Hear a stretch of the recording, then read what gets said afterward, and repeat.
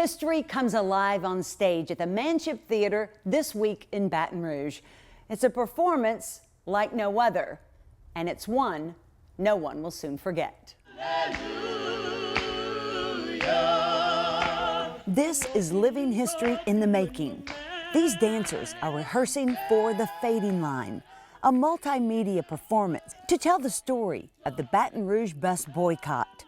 It's a story few really know, which is why show creator and director Renee Chatelain set out to do it. Even though she's from here, has a law degree from LSU, is a teacher, a dancer, and now executive director of the Manship Theater, she didn't know the story either. Because I was completely struck by the fact that I'm a native of Baton Rouge, and I was never ever told the story of this successful boycott that preceded Brown versus Board of Education, that preceded Rosa Parks. In fact, it was the model for what happened later on with other boycotts. It was the first successful attempt at desegregation in the United States, and it was right here in Baton Rouge, and yet it was uncelebrated, it was unknown, especially to people who look like me. And so I felt like it was really, really important that we tell this story. Even dancer and performer Leonard Augustus didn't know the story. I did not learn about it until I was asked to be in the production. And when I did hear about it, I was stunned. When you are raised in an environment like I was raised in, there's a few priorities you have. My mom's priority was to make sure that we were fed. What I was taught in school was to take my place. And my place at the time was just coming off their experience of being at the back. It's a story echoed across our capital city. Selena Noel is now an IT consultant in Washington, D.C. She's taking time off from work to come to Baton Rouge to dance in this show. I learned a lot about Black history and things that, you know, the people that came before me, what they did, and to know that Renee put forth the effort and, you know, collaborated with people to expose the history of Baton Rouge that I didn't even know about, and I'm from here. I just thought that was awesome.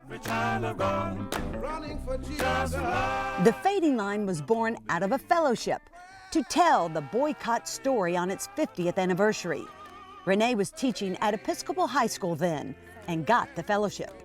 Used my social studies classes for the entire year to gather oral histories of the survivors of that time, and it was really a lesson in awareness of your own community, having these students go out into maybe neighborhoods they hadn't been in before and interview these people and sort of get an appreciation for what heroes they really were, you know, how it all unfolded. And of course, since dance is my real voice, I decided that I would put together those oral histories with choreography to create a full-length piece that would really tell the story. In 12 years, this is the Fading Line's 7th performance. But this year, Renee brought in new venture artistic director Greg Williams to take it to a new level. So I wanted to take that and that beautiful story that she had, the dance that she created, and just meld together a little more of the facts and a little more of the, I guess, storytelling side of it with monologues and poetry and music so that everyone really got the full arc of the picture. So Leonard says he's forever changed by the courageous leaders who said enough is enough. Who decided to say, no, there needs to be fairness, there needs to be justice, but it can only happen if we take a stand. And that might mean a lot of terrible things. That might mean that we may be hurt. That might mean that we may risk what we do have. But the voice, the word has to be sounded, and they did it. Renee calls it a performance everyone should experience. One, you should celebrate the history of Baton Rouge and the bravery of these people. And then with everything that has happened in the recent past, with Ferguson and some of the events, let's look at how we can positively make change. You know, how can we tell a story? How can we be part of a story that really is conducive of positive change and acceptance? And so it's still relevant. Remember when you give Performances of The Fading Line are at the Manship Theater this Tuesday and Wednesday night at 7:30. Tickets are $20. Let me down.